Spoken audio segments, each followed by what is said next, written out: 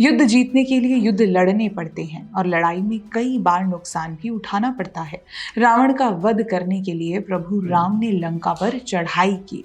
युद्ध में कई वानर योद्धा बलिदान को प्राप्त हुए।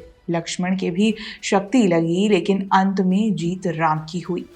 कौरवों को हराने के लिए पांडवों ने महाभारत किया। अभिमन्यु को बलिदान की प्राप्ति हुई, लेकिन जीत पांडवों की हुई। इसका अर्थ ये है कि राक्षसों को, पापियों को, आतंकियों को, उग्रवादियों को, नक्सलियों को खत्म करने के युद्ध में, लड़ाई में नुकसान भी उठाना पड़ता है। वामपंथी उग्रवादियों या फिर नक्सलियों के विरुद्ध चल रही लड़ाई में भी देश को एक बार नुकसान उठाना पड़ा है।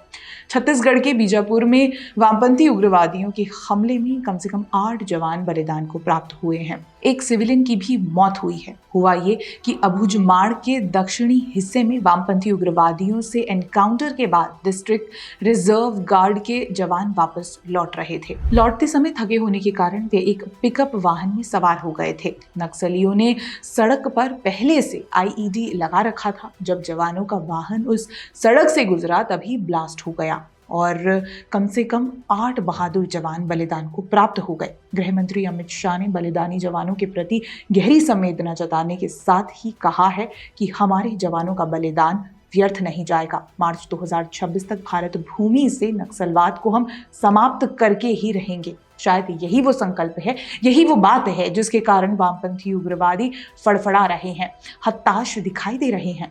दरअसल केंद्र सरकार ने मार्च 2026 तक नक्सलियों को जड़ से खत्म करने की ठान ली है और इसके लिए बड़े स्तर पर ऑपरेशन चलाए जा रहे हैं। इसी से नक्सलियों को समस्या हो रही है, क्योंकि उन्हें पता है कि अब उनका बचना लगभग असंभव है। ऐसे में वे इस लड़ाई को कमजोर करने के लिए अपने सब हथकंडे अपना रहे हैं। इसी क्रम में अब उन्होंने हमारे जवानों पर हमला किया है। इससे एक बात स्पष्ट है कि जो भी सरकार नक्सलियों से लड़ेगी उसके सामने ये आएगा।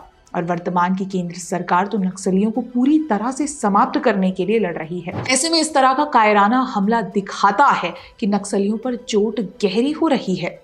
वामपंथी उग्रवादियों का किस तरह से सफाया किया जा रहा है, इसे समझने के लिए ये आंकड़े देखिए। वामपंथी उग्रवाद में आई गिरावट। वामपंथी उग्रवाद की घटनाओं में 73% तक की कमी आई है। आम नागरिकों की हत्या में 68% की कमी, सुरक्षा बलों की हत्या में 72% की कमी, वामपंथी उग्रवाद की घटनाओं की रिपोर्ट वाले जिले में 53% की कमी, वामपंथी उग्रवाद की घटनाओं की रिपोर्ट वाले थानों में 62% की कमी। ये आंकड़े इस बात को सिद्ध करते हैं कि नक्सलवादी इतने ज्यादा फड़फड़ा क्यों रहे हैं। कई तरह की नीतियां और उपाय अपनाकर सुनियोजित तरीके से सरकार वामपंथी उग्रवादियों का खात्मा करने का प्रयास कर रही है।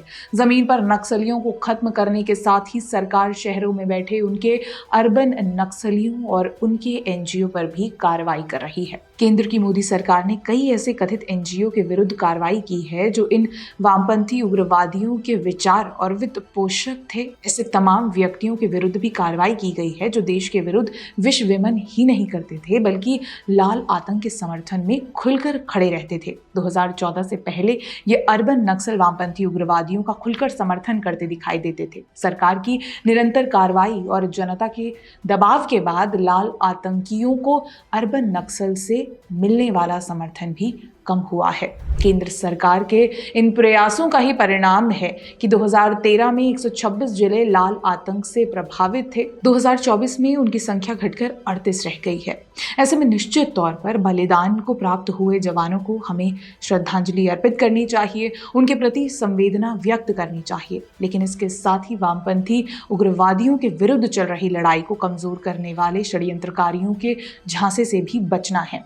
केंद्र सरकार ने मार्च 2026 तक वामपंथी उग्रवाद को खत्म करने की ठानी है। इसको लेकर आपका क्या कहना है, कमेंट सेक्शन में हमें जरूर बताएं। हमारा कंटेंट पसंद आता है तो चैनल सब्सक्राइब भी कर लें।